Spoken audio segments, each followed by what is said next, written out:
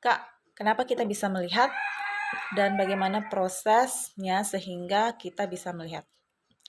Oke, jadi alat indera mata kita itu memiliki rangsangan berupa cahaya atau foton.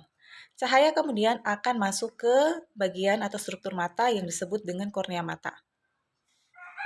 Nah, coba kamu lihat lapisan yang berada pada luar mata kamu. Itu disebut dengan kornea mata. Nah, lalu rangsangan cahaya tadi akan diteruskan ke bagian mata yang disebut dengan iris. Nah, iris ini berfungsi untuk memberikan warna pada mata. Kenapa? Karena mengandung pigmen melanin. Nah, pada iris terdapat otot-otot. Otot-otot ini berfungsi untuk mengontrol intensitas cahaya yang masuk ke pupil. Nah, pupil ini merupakan struktur yang berbentuk bulat, kehitaman yang berada di tengah mata kamu, bagian iris ini ya, yang berwarna hitam di tengah. Nah, bentuk bulat ini disebut dengan, dan berwarna kehitaman ini disebut dengan pupil. Pupil ini punya fungsi untuk mengatur intensitas cahaya yang masuk dan dikontrol oleh otot-otot pada iris. Nah, setelah itu rangsangan cahaya akan diteruskan ke bagian mata yang disebut dengan lensa mata. Lensa mata ini punya fungsi untuk memfokuskan cahaya yang masuk agar jatuh tepat pada bagian mata yang disebut dengan retina.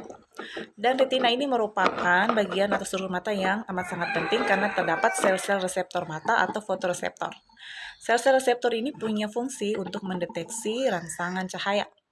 Nah, ada dua sel reseptor pada retina, ada sel batang dan sel kerucut. Keduanya memiliki fungsi yang berbeda. Sel batang lebih memfokuskan cahaya pada saat kita berada di tempat yang redup. Kemudian kalau sel kerucut lebih memfokuskan cahaya ketika kita melihat warna ataupun sebuah detail objek.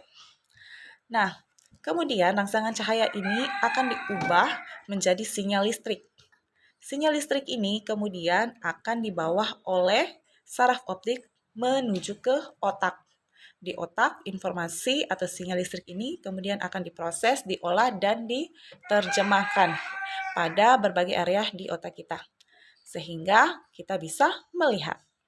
Nah, kira-kira begitulah cerita singkat bagaimana perjalanan cahaya menjadi sinyal listrik dan diproses di otak, diolah, dan diterjemahkan sehingga kita bisa melihat suatu benda, objek, atau gambar. Sampai di sini paham kan? Penjelasan ini mungkin kurang lengkap, akan tetapi bisa menjelaskan dan memberi gambaran atau deskripsi bagaimana atau proses bagaimana kita bisa melihat suatu objek atau benda.